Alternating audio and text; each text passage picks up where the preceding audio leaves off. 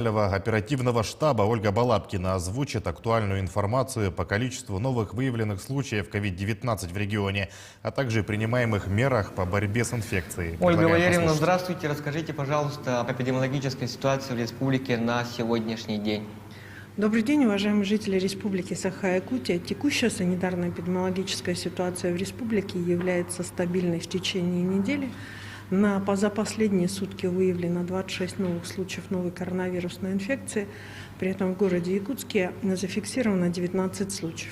Необходимо обратить внимание, что по 2 случая выявлено в Вилюйском и Мирнинских районах, а также по 1 случаю зафиксировано в Алданском, Нерюнгринском и Тампонском районах.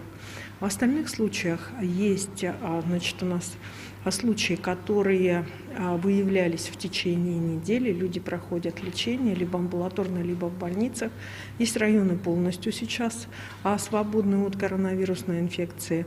Но непосредственно необходимо обратить внимание, что режим повышенной готовности продолжает действовать на территории всего, соответственно, всей республики, независимо от ситуации, которая есть.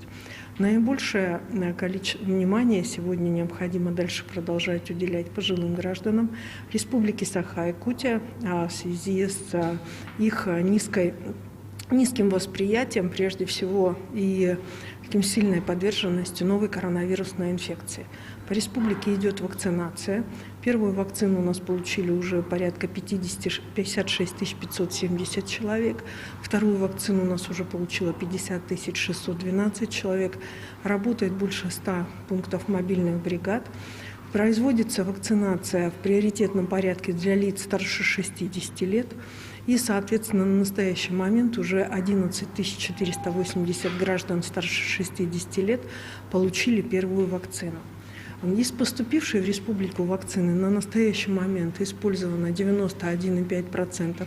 От поступившей вакцины на этой неделе вакцинирование пройдет в том числе по арктическим северным районам республики на оленеводческих бригадах и стадах. За последние сутки лабораториями республики проведено 761 исследование на новую коронавирусную инфекцию. Как мы говорили ранее, республика преодолела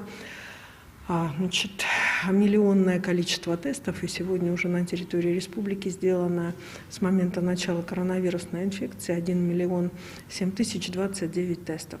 Система тестирования помогает вовремя и оперативно выявлять коронавирусную инфекцию и принимать меры для того, чтобы не давать ее распространению.